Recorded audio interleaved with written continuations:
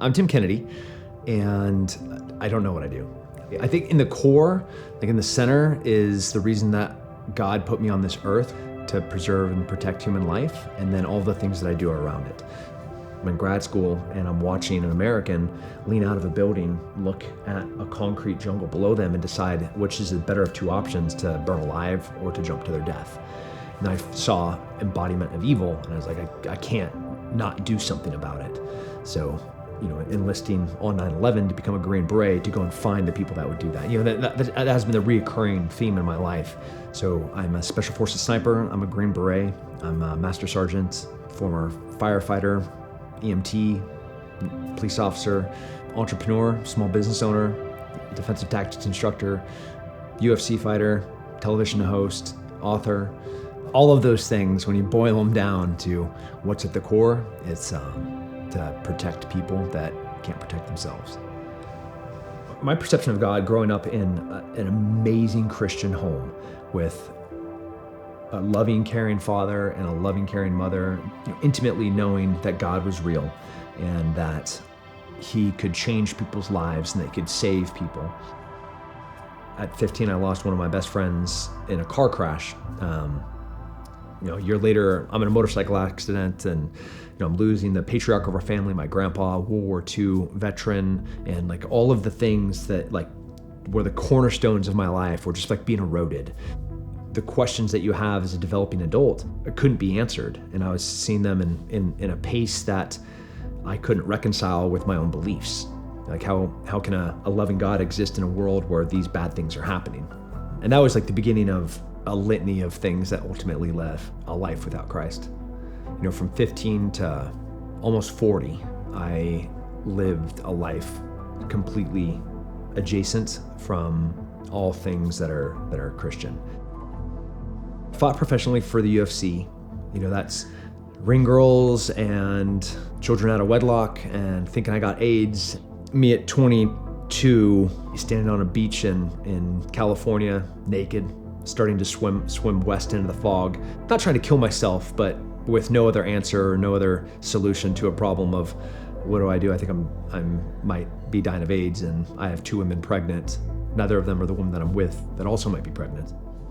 That is not the low point of my life. War, like the worst things that humans can do to each other is it happens at war. I'm being firsthand in that. 30-something trips overseas for the military. I had done and tried, I think, everything that a human can have tried.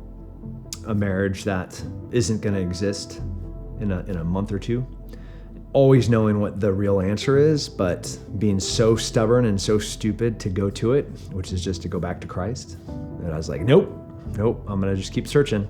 And then loving someone, my wife, enough to swallow my pride and go back to the thing that will fix it all.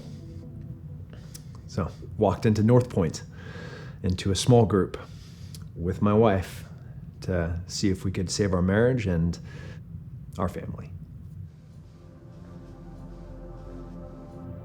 People have always been a hard thing with me because a lot of people have wanted stuff from us. Like they wanted to be close so they could get tickets to fights. They want to be close so they could have introductions to somebody that could help them with their business. So I've kept people at a lot of distances. But the brotherhood within the military and in every one of my occupations, my whole entire life, there has been this powerful community. But that doesn't fill all of the elements of community. When it's hard to talk to a teammate about how you're struggling at home, how you are questioning the way that you're being a father, how you're doubting the way that you're being a husband. So in that small group was magic. There was transparency, there was truth, there was arguing, there was fun, there was laughter, there was joy, there was sadness, there was everything that you need in a community, but most of all, there were peers with the same struggles. Like-minded people with similar values, hoping for the same thing, which is grace. After going to Marriage Matters, going on to the LDG group and being with accountability brothers, like men that you can talk to about everything and laugh and share memes with, and then sometimes get chastised when you share a meme that maybe you shouldn't share to a church group, you know? But that's the point, you know? It's this constant adjustment of imperfections and realizing that no one there is perfect. My faith has gotten more real, and that is weird because I still have so many questions. You know, like I still have so many things that I want answers to that I don't know when I'm gonna get those answers. It's like I'm just gonna keep pressing. And as a very aggressive person, I think God isn't one that can be pressured. So he's just doing what he does, which is giving me the answers that he thinks are appropriate at the times that he thinks that they're supposed to be given. I hope that my family will see a God-fearing man that will risk exposure, that transparency that we're so scared to let everybody see in, that they'll see a man that is fearless to be exposed in front of Christ with all of his failures, so they know they can do the same thing. And all of those questions that they know that I don't have those answers yet, and they may not have their answers yet either. But that constant, relentless pursuit of them is what our walk will be. The right community is so important. Like, you cannot do this alone. You cannot triumph all of the traps and all of the failures that are in front of you by yourself. Like, you can't do it.